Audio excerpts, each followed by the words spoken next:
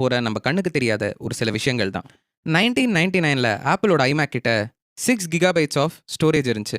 2003ல் 120 GB of storage power மேக்ல இருந்தது. 2006ல் 250 GB new ஐமேக்ல இருந்தது. 2011ல் 4 terabyte hard drive வந்தது. 2017ல் 60 டெராபைட் ஹார்ட் டிரைவ் வந்தது.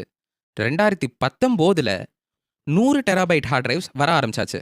1950ஸ்ல இருந்த கம்ப்யூட்டர் பிடிச்ச ஒரு ஆள்கிட்ட நீங்கள் கேட்டிருந்தீங்கன்னா அவர் 20 வருஷத்துக்கு ஹார்ட் டிரைவோட ஸ்பேஸ் மேபி 1000 மடங்கு அதிகமாக இருக்கலாம் அப்படின்னு சொல்லியிருப்பாரு. எதுவுமே தெரியாத ஒருத்தன் 10,000 மடங்கு அதிகமாக இருக்கலாம் அப்படின்னு சொல்லியிருப்பான். ஆனால் யாருமே 30 மில்லியன் டைம்ஸ் அதிகமாகும்னு அவங்களோட வாழ்நாளில் நினச்சி பார்த்துருக்கவே மாட்டாங்க. பில்கேட்ஸ் 2004ல் ஜிமெயில் கிட்ட எதுக்கு எல்லாருக்குமே தேவையில்லாமல் 1 GB ஸ்டோரேஜ் கொடுக்கணும் அப்படின்னு கேள்வி கேட்டார். ஆனால் இன்றைக்கி நம்மளோட ஃபோனில் அதை விட அதிகமாகவே இருக்குது. நம்ம மூளைக்கு 8 + 8 + 8 + 8 + 8 அப்படின்னு நம்ம 9 தடவை ப்ளஸ் பண்ண சொன்னால் நம்ம அது யோசிச்சு சொல்கிறதுக்கான கெப்பாசிட்டி இம்மீடியட்டாக இருக்குது. ஆனால் அதே 8ஐ 9 தடவை மல்டிப்ளை பண்ண சொன்னால் நம்ம மூளைனால உடனடியாக அதை எடுத்துக்கவே முடியாது. இதே மாதிரி தான் காசில் ஒரு சில விஷயங்கள் நம்ம மனசுக்கும் நம்ம மூளைக்கும் நினச்சி பார்க்க முடியாத விஷயங்களாக இருக்கும். வாரன் பஃபெட் மேலே 2000 புக்கு எழுதினாலும் எந்த புக்லேயுமே 100 வருஷத்தில் முக்காவாசி நாட்கள் வெறும் இன்வெஸ்ட்மெண்ட் மட்டுமே பண்ணியிருக்காரு அப்படின்றது போடவே இல்லை. இன்வெஸ்ட்மெண்ட் பற்றியும் காசை பற்றியும் ஸ்டாக் மார்க்கெட் பற்றியும் மணி சைக்கிள் பற்றியும் ஏன் பொருளாதாரத்தை பற்றியும் 1000 புத்தகம் எழுதினாலும் ஷட் அப் அண்ட் வெயிட் அப்படின்றத விட முக்கியமான புத்தகம் எதுவுமே இல்லைன்னு நினைக்கிறாரு நம்மளோட ஆத்தர். ஒரு காசை நல்லா இன்வெஸ்ட் பண்ணுறது அப்படிங்கிறது இருக்கிறதுலே அதிகமான லாபத்தை பெறுறதில்ல. ஆனால் அந்த லாபம் எவ்வளவு நாளுக்கு இருந்து அந்த மாதிரி ஒரு லாபத்தை திருப்பியும் பண்ணவே முடியாது அப்படிங்கிறது செய்யறது தான். ஒரு விஷயத்தை நம்ம திருப்பி திருப்பி திருப்பி பண்ண அது ஒரு காலகட்டத்தில் பல மடங்காக மாறும் அப்படின்றத புரிஞ்சுக்கிறது.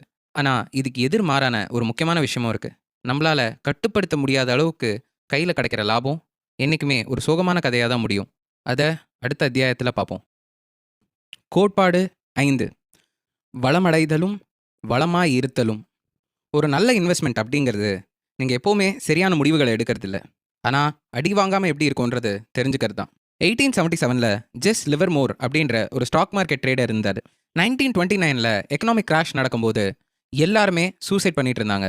ஜெஸ்ஸோட பொண்டாட்டியும் அம்மாவும் பயத்தோடே வீட்டில் காத்துட்டு இருந்தாங்க.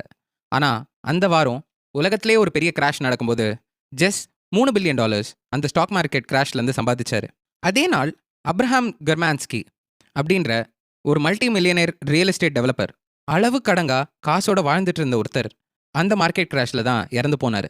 எந்த 1929 ஸ்டாக் மார்க்கெட் கிராஷ் லிவர்மோரை ஒரு பணக்காரன் ஆக்கிச்சோ அதே கிராஷ் தான் ஜெர்மான்ஸ்கியவும் தற்கொலை செய்ய வச்சது. ஆனால் அவங்களோட பாதைகள் அந்த இடத்துல முடியவே இல்லை. லிவர்மோர் அவரோட வெற்றியை பார்த்து அவரோட அத்தனை காசையும் ஸ்டாக் மார்க்கெட்டில்